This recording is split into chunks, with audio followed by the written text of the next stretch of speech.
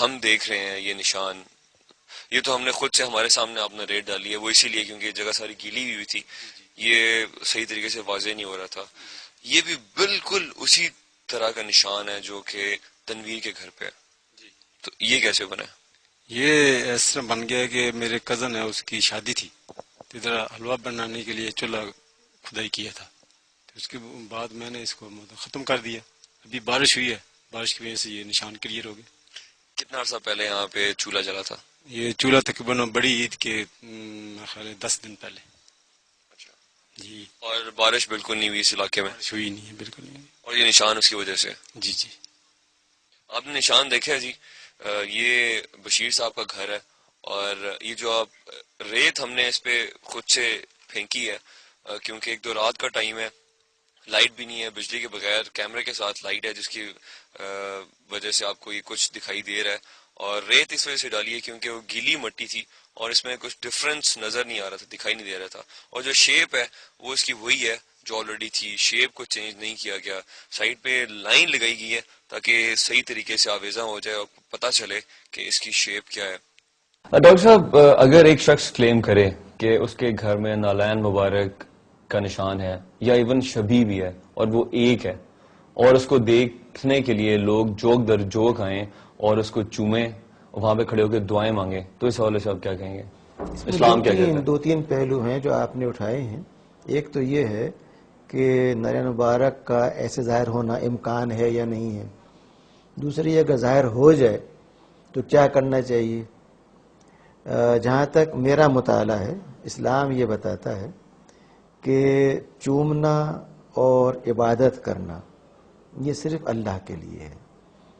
اللہ کے گھر جا کر کے آدمی ایک پتھر کو چومتا ہے، پتھر کی وجہ سے نہیں بلکہ اس وجہ سے کہ وہ اللہ کے رسول صلی اللہ علیہ وسلم نے اس کو بوسہ دیا، ورنہ پتھر خود مقصود نہیں ہے. اور کسی بھی مرحلے میں عبادت کے اندر یہ اہتمام نہیں ہوتا کہ سجدہ کسی اور کو اللہ کے علاوہ. اس لیے عبادت اور یہ سارے رسومات صرف اللہ کے لیے ہیں. اسی لیے آپ کہتے ہیں ایاک نعبد و ایاک نستعین بار بار سورہ الفاتحہ کے اندر. جہاں تک سوال امکان کا ہے، امکان ہو سکتا ہے کہ کہیں پر نالین مبارک کی شبیہ پائی جائے، جیسے کہ مقام ابراہیم حرم شریف کے اندر ہے اور وہاں پہ 2 قدموں کے نشان ہیں، جس کے بارے میں روایت مصدقہ یہ ہے کہ حضرت ابراہیم کے قدموں کے نشان ہیں. اگر ان نشانوں کو آپ ناپ کے دیکھیں تو وہ دونوں قدموں کے ہیں. ان کی پیمائش 1000 سال بعد بھی نہ بڑھی ہے نہ گھٹی ہے.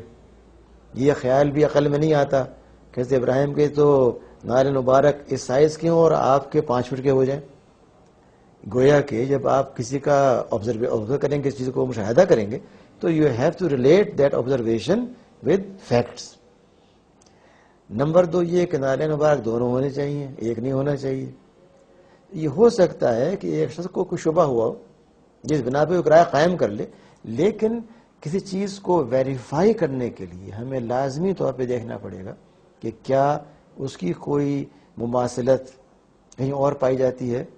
کیا مقام ابراہیم پر جو نالین مبارک ہے حضرت ابراہیم کے، جو آپ سے عرصے قبل تشریف لائے ہیں، اور اگر یہ مان لیا جائے کہ اس زمانے میں بہت قدم بڑے چھوٹے ہوا کرتے تھے، جب بھی کوئی فرق نہیں پایا جاتا اس کے اندر، تو یہ پورا تھیسز کہ وہ قدم لمبے ہو گئے چھوٹے ہو گئے، اس کی بنیاد قیاس تو ہو سکتا ہے، اس کی بنیاد فیکٹس نہیں ہو سکتے.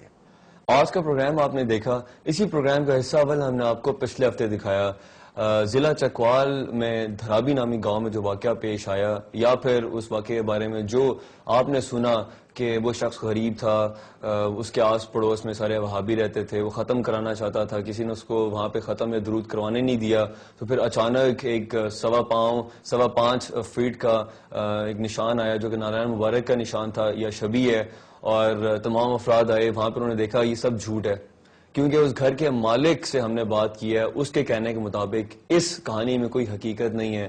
اور آخر میں صرف اتنا کہنا چاہوں گا، قرآن مجید خود سے کہتا ہے کہ کوئی بھی بات سنو تو اس کی تحقیق کر لیا کرو. یہ تھا ہمارا آج کا پروگرام. اگلے ہفتے دوبارہ حاضر ہوں گا آپ کے پاس. اجازت دیجیے. اللہ حافظ.